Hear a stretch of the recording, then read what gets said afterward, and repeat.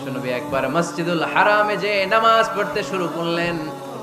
ওমরে ফারুক তখন বিশ্বনবীর পিছু পিছু ছদ্মবেশে পেছন থেকে যে বিশ্বনবী কিভাবে নামাজ পড়ে দেখতে শুরু করলেন।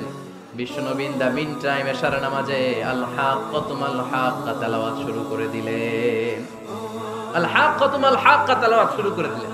তেলাওয়াত করতে করতে বিশ্বনবী যখন তেলাওয়াত করতেছে, ওমরে ফারুক এরকম দুলতেছে আর মজা পাচ্ছে। ও মিয়া, বিশ্বনবীর কণ্ঠ বুঝি আমার মতো কণ্ঠ, আপনার মতো কণ্ঠ, আহমদ বিন ইউসুফের কণ্ঠ, আব্দুল বাসিতের কণ্ঠ না? বিশ্বনবীর গলায় যে কি সুরের ঝংকার আল্লাহ দিয়েছেন, কি সুরের লহরী আল্লাহ দিয়েছেন, একবার যে শুনতো পাগল হয়ে যেত।